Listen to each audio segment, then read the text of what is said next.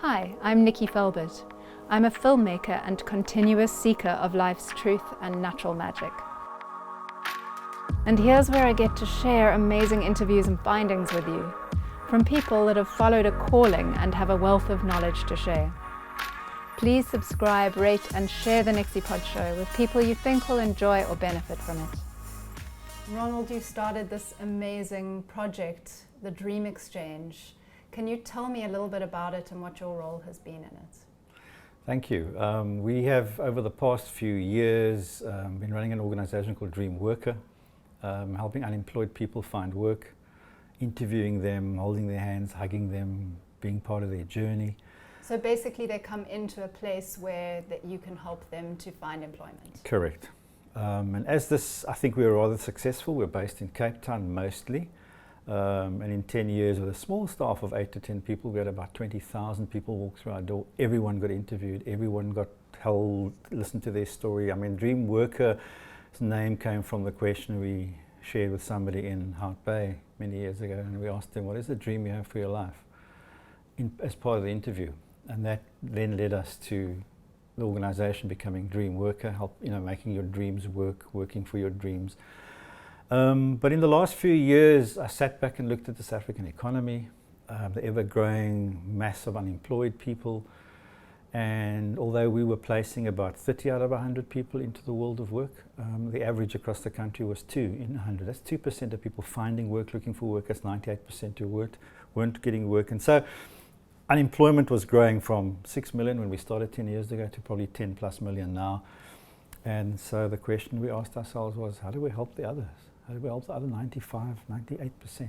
And that's everyone. It's not just people that are living under the breadline. It's absolutely everyone.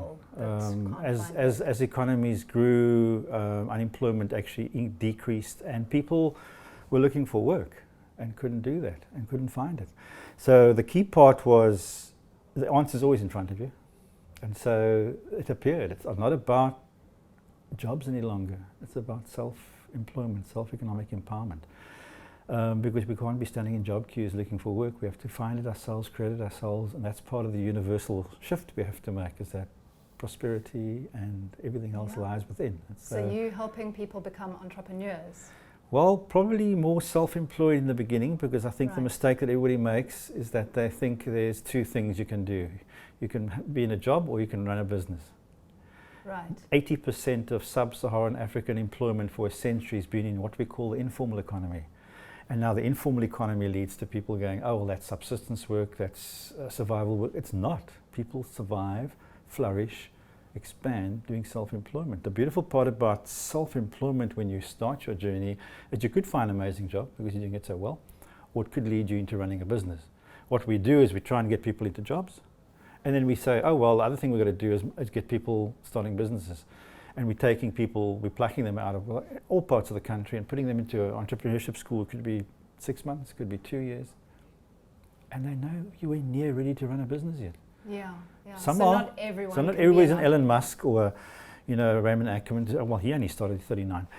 There's your journey. How do we get people economically empowered? That shift's got to go from linear to circular. So explain a bit what you mean. So what would that look like if I were to come to you and say, I'm not making enough money to live. What would you do for me?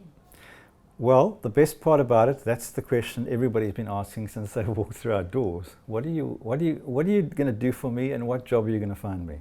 And we did that for 10 years. That's when we took the step back and said, a lot of philanthropic work around the world is all about creating enabling environments. Oh, sounds so wonderful. But what you do in that process is disable people in the enabling environment. What you need to do is say, how can we help you to help yourself sustainably? Right. So Dream Exchange is all about saying, here's a platform that you guys can come on board, but you've got to do the work. The platform is just the platform, beautiful as it may be. So if you're looking at the old model, which I called linear, and that linear model says, get an education, find tertiary education, gain some skills, and then get into a job. The circular, what we call a people's economy, says, okay, what would you really, really, really, really like to do? What's the dream you have for your life? Now, how about honing those skills? How about offering that? So those other sites that are called the job sites, they go, okay, sign up onto our site and then wait. Yeah. This site says, sign up onto our site, now look for work on the site, request tools of the trade, job opportunities, support, promote yourself with a video. There's some beautiful videos you'll see on our platform where you just hold a camera to a guy who's doing car guarding down in Muizenberg Beach, and he tells his story in 2 minutes. He's like so animated, and so you can't capture it in a CV. You can't capture it. And often they're illiterate, so why must they go and sign a form or whatever? Get into that space, and everybody has a skill. Everybody's got something unique to offer the world. I don't care what it is.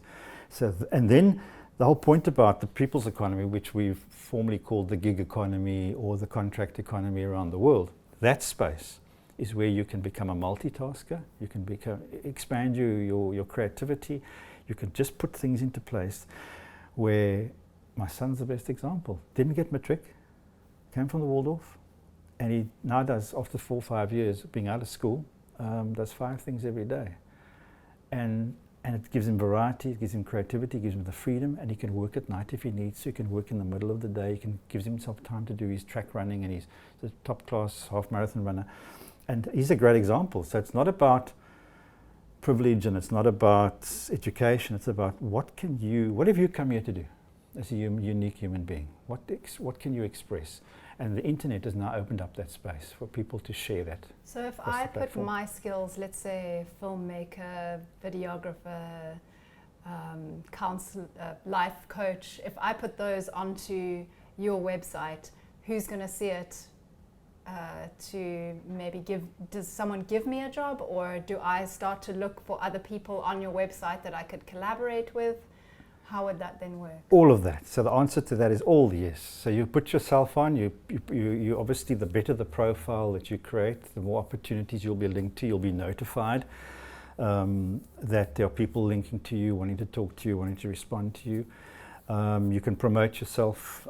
You can go through all the offers on and say, I'm an electrician. So are there opportunities in Cape Town? Then I can look across the site and say, are there opportunities in other provinces in the country?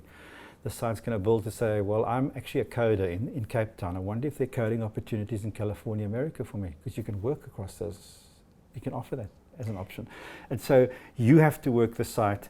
The algorithms will link you to opportunities, requests. Okay. You'll be in communication with that person who's offered something. You'll be in communication with when you put something out there as an offer. And so the linkages, and that's why we've called it a people economy, a people's economy. It's people helping people all the time. So your website has an algorithm that can link you to other people that may be congruent. Yeah, it's got multi-algorithms on it. So we've just recently built what we call the exchange page. Get on there, chat to people, what people thinking, have they found anything, what are the opportunities out there. It's only recent, so there's only work that's coming through now, or should I say posts coming through now. But the difference between the old model of trying to find a job and working in the people's economy or the gig economy is that there's that linear thing. Can somebody find me an accounting job? Yes. This is a thing. You put yourself as an accountant. You can get accounting opportunities. Maybe you can mentor somebody. Maybe somebody will find you. Maybe you can work with a multitude of people at the same time. Maybe you start a surfing a coaching business on the side. Maybe you run a discotheque in the evenings that can all go onto the site. The system will start connecting people who are looking for those opportunities. So the key thing is here about self-employment, you need work opportunities or offer work opportunities. Yes. You need tools of the trade. So yes. your spades in your garage or your lawnmower you haven't used for a few years is somebody else's piece of gold, a bicycle, sewing machines. They can get people starting to work. Yes. And we met a delightful guy recently who lost everything in COVID-19. He's 19 years old, and what did he do? He started gym, because he's a gym guy and he's a rugby player. He started gym on the steps of Cork Bay. And then also in Delbrook Pool.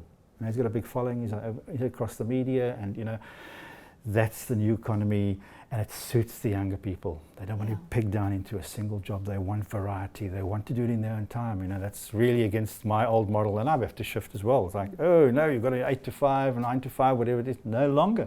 This is where you're going. This is where we can help you. So the site's going to work for you if you work the site.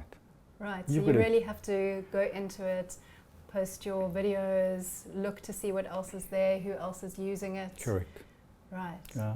Okay, that's very exciting. And just again, anyone can use it. You can be 16 and looking for a job. You can be 65 and looking for a job, or looking for things to do. Exactly. And places to actually put your skills and be able to use them and earn some money. And then also help others. You may be on the site saying, I'm looking for an electrical job, but I see there's a woodworking thing going. I've got a friend down the road. Share it with him. Maybe he hasn't found, he's not on the site. Maybe he hasn't found it yet. Maybe he hasn't been linked to an opportunity, but share it with him. And you know, that's how people are going to help people. There's enough on the planet for all of us. And it's about time we unlock that enoughness and share it with everybody else. And that's what the people's economy is all about. I love that you can also, that you mentioned mentorship, because I know there's a lot of older people that aren't working that would love to be doing something and can at least put their skills to work by helping others. Well, we met a lovely guy, well into his 70s. He came to do some work for us at a house we rent in Fishhook, and Slabs is his name. And we said to him, so what else are you doing? You know, he says, no, I fix carburetors. And I said, oh, but you've just been doing doors and frames and windows. And I said, you like an old motor mech? He says, no. Somebody asked me while I was doing the house one day whether I could fix a carburetor. I told him yes, went home with my wife. We went onto the internet to find out how we fix carburetors, and he went back the next day and fixed the guy's carburetor. Brilliant. You know, and he's 70. Then you get the 5-year-old kid or 12-year-old kid who was like the YouTuber of the year across the world. And so it goes on. The world's opened up for us. I mean, there's a beautiful lady who's been singing on the streets in Ireland, and now she's become almost world famous, but she was busking at the age of 12. We've got guys who've just putting boards onto roofs of cars in Muizenberg while they're surfing, you know, and the guys, instead of standing there being a car guard, this guy wipes down boards, he puts boards on, you know, he's his timing with the ladies. So he's not getting 5 rand every time he helps somebody, he's getting 20, 30 rand. Yeah. And suddenly he's got a little business going. Clever. And I guess you can also get ideas and you go, oh, I've got that skill, I can also do something like that. So by looking on your website. Yeah, and it feeds into the variety, it feeds into the creativity. And it feeds into my beautiful concept that the way you're going to create, manifest for yourself prosperity is through your imagination. So tell me a little bit about how you got to this concept, because it is quite new world, and it's not a set businessman kind of business. So I've walked the journey of the business person, got the qualifications, went into big corporates, and after being fired for the 7th time in my 6th job, I realized this is not going to work out for me. You need to move on and do something on your own. But as we moved in and developed Dream Worker, a step back from that is around about the falling of the Twin Towers, about that period in Hout Bay. I literally lost contract after contract. It was kind of synonymous, but I always tend to work in a broader space called the universal energy rather than what's happening on the ground. So we had to leave a 6-bedroom house with a swimming pool and a huge garden and 2 nice cars, and the 4 of us landed up in a 2-bedroom flat. Wow, that's quite scary. We lost everything, just about, materially. The kids tell us today that was the best time of their lives, playing in this little complex with all other kids and you know what. And so Tanya said to me in about 2004, so okay, now we're in this place, you got a big vision and a visionary, and we barely can, you know, we had to ask friends for help and family for money for food and whatever, and we were in our mid-40s. She said to me, so what are you going to do for the rest of your life? And I said, I'm going to solve unemployment in this country. I didn't think about it, it just came through me. You just knew, solving unemployment. She said, hold on to that thought. Yeah. And so we started a program in Hout Bay, and we moved on. The development of Dream Exchange then came out of being not stuck, but we got into kind of with treading water, people coming through the door, helping them, smiling, encouraging them, inspiring them, empowering them. What's the dream you have for your life? And asking them to follow on that journey, and we just weren't doing enough, in my opinion. My team thought we were doing great work. The funders thought we were amazing. We were hitting the most incredible. We had always had a hand-heart. You know, what do we functionalize in a business, but the heart's got to stay there, connecting with people. So how do we make this better and bigger? And I was flying to Durban one day, and I was looking at various magazines, and looking how Uber worked, and I was looking how this worked, and I was following the stories of, it was in one business magazine, and literally 30 feet above South Africa, between Cape Town and Durban, it just came to me, we've got to do self-employment. We've got to build something that's not about linear job finding recruitment, it's about how do we create something that people can be free in, that they can move, that they can do multiple things. That why can't an electrician be a teacher of soccer kids and actually do woodwork and actually do something else at the same time? You know, our old thinking is like, that's what you do, accountant. So that's what we shifted, and that came to me, and I literally wrote the idea of Dream Exchange on one piece of paper at a Pizza Hut in Margate, and I said to my partner, that's what we're going to do for the rest of our lives. We're going to have to shift now. We're going to go from a kind of a mom and pop's walk-in facility to something we can take across South Africa, Africa, and the world. So you had funders that already knew what you could do and they liked what you were doing. No. Did they come on board? Good question, because we did this on the quiet in the beginning, because they were funding this linear model, which was successful in their eyes. Right. And then we kind of Why do you think it wasn't successful if they thought it was? It wasn't successful because we were placing 30 in 100, and I want to place 99 out of 100, and it wasn't physically possible to do that. The story about Dreamworker is that we had probably would have closed, were on the brink of closing at least twice in a 10-year period through lack of funding. And after lots of fights with the present funders, which are the provincial government, we came back to tell our team that no, we can't carry on, you must go home, we don't even know how to pay you at the end of the month. And they said, no, we're staying, this is the work we need to be doing, helping our employed people find work. You are fearless leader, without using the expletive, get the hell out of the office and go and find us money. And I'd been then working with a lady who said, no, you must talk to my brother. I said, who's your brother? She said, no, his name is David, and he works with the second biggest funding organisation in the country. They're very elite, they only take the best, but maybe you should chat to him. I said, I didn't know him, I didn't know the organisation, and we had at that stage no money. And so he called me the next day and said, we need to talk, we need to look at your model. And then they said to us, okay, we're going to come the following Monday. And the entire board of directors only visits about 3 organisations a year. We want to visit you, and we're coming on that Monday. And they made a mistake with the date. Oh my goodness. They then wanted to come the following week. And we had booked 2 days, Monday and Tuesday, at Tula Tula for Tanya's 50th. And all paid for, couldn't back out, we were going to lose all the money. At that stage we were completely out of money. And so we phoned them up and said, I think you've made it, are they so sorry, but these guys, all 9 board of directors, need to come and see you, and that's the only day they can come and visit you. And we said, we can't. It's Tanya's 50th. We haven't been on holiday for like 5 or 6 years trying to run this organisation. We're completely out of funds, and we need to go on her 50th. We've got to honour this beautiful landmark for Tanya. And so they came to see us. The CEO, David, came and said, come, we need to talk this through. If you delay it by a day, we'll pay all the costs for you, whatever, what do you call this? You know, when you, the fault costs and all that. We'll pay all of that. And then, if that's okay with you, then we can meet on that Monday.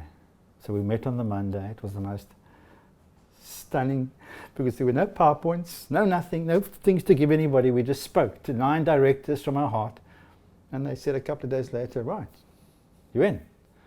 Flew off to Tula Tula, landed there, and Tanya had been connecting with Lawrence Anthony. So this is the elephant whisperer. The elephant whisperer. Got there, and they told us he wasn't there. And then we said, no, that's fine. We went on the last night, we couldn't find the elephants. Every day we went with, I think we went morning drive, evening drive, we couldn't find the elephants. And to get back to our place where we stayed, we had to come down kind of a little runway down the airport, and the guy stopped me and says, there's the matriarch. The herd's got to be somewhere. Nana. So we went up onto the hill, and then Nana, and he said, they never here. And then they crossed the road, and a Land Rover came down into the valley, and Nanya came out of the bush and came behind the Land Rover, and with a trunk pulled the Land Rover to a stop. And it was Lawrence. He had come a day early, and the elephants knew he'd come a day early. So they knew he was there. They knew he was there. Knew it. They knew he was there. Nobody else knew. Nobody else knew. And he obviously engaged with Nana, and then she just went off into the bush, because he was very respectful about never making them close to humans, never making it a circus. And then we got to meet him the next day. Amazing. What a beautiful man. Wow, I would love to have met him. I've read all his books to my daughter. He sounds absolutely phenomenal. And his wife too, I can go meet her. No, she was divine. And then and then he gave us a book, and he wrote a little inscription. He says, because Tanya had been communicating with him about our story and how much we almost lost dream worker and folded and whatever. And he just wrote us a beautiful message and said, just keep going. You're doing great work. One of his books. And I think he passed away about six or so months later. Yeah, very what sad a story. incredible human being. Huge guy. Yeah. And you see the picture of him. He's like about he was 6'4" and about 110 kilograms of man. He's a giant of a guy, and he looked so tiny next to Nana. So the elephant whisperer, Tula Tula, dream exchange, leading into our dream worker journey, and the funder, so interconnected. All came together. Beautiful. How it all just like you just realize sometimes you got to sit back and trust the process. Can't force it. And everything worked. To make all of that happen, to get funded, to go and meet him coming on the last day. It was just stunning. And that you stuck to your guns to actually go to Tula Tula and didn't go, oh, we can't do this because this is the only time I can see my funders. And you actually said to them, can we make a plan? And they did, which is amazing. And it's about speaking up as well. I suppose so, yeah. What a beautiful story. We all won. You see, we're one big, universal, amazing entity. So there's no need to be other than loving, kind, caring, supporting, and the bigger picture will take care of itself. But we have an individual contribution to make, and that's what Dream Exchange is all about. Stand up for yourself now. Be bold. The world is shifting. We have to create a freer, more compassionate, more kinder. We should not have poverty on this planet at all. There's enough. So how do we just... We all have skills. So, exactly. So my wonderful quote is that from Buckminster Fuller, we don't fight the old system. We create something new and make the old one redundant. Yes, yes. And that's what we're doing. So it could become threatening to people. It's not about jobs. It could be like corporates. Like, it's okay. It's fine. We all got our place. It's fine. But we need to mobilize 10 million plus people in South Africa. The Americans, Europe, they're all suffering now. They've all had unemployment hit the highest level ever, and they're still trying to go the old model. How do we grow an economy, create jobs?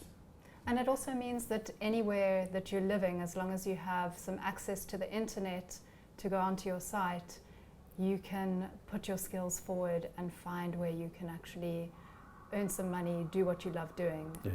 You can be living in a country that is not where you were born and still do that. A wonderful guy from Malawi, he's trying to help us set up Dream Exchange in Malawi. And I said to him, we've just put this one thing on the system called Promote Yourself, and also a thing called Conversation Page, Exchange Page. I said to him, this is what you can do. I said, what do you want to do for the rest of your life? And he says to me, I want to become a motivational speaker, with his Malawian accent. I have difficulty in understanding it, but it's okay. Yeah. I said, fantastic. This is what you can do in the future when we get it going.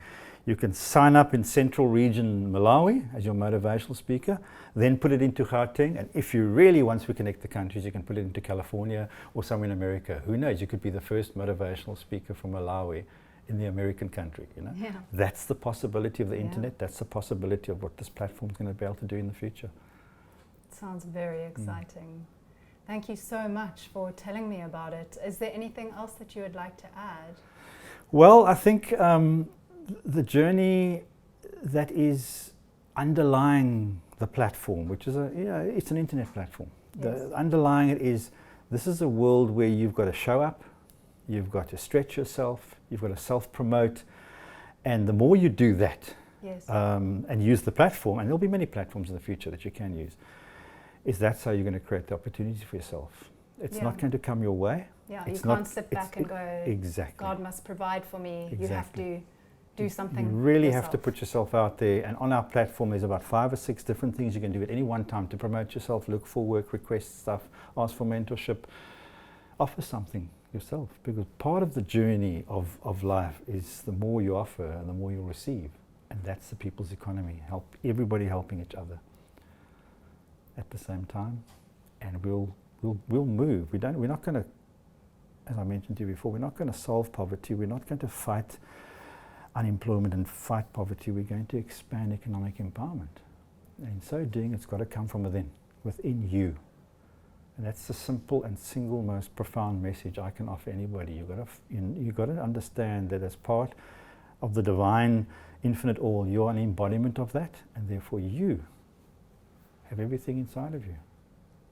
You have everything you need. Yeah. Everything you need inside of you to make your world a beautiful one, a loving one, a kind one, an expressive one, and a prosperous one.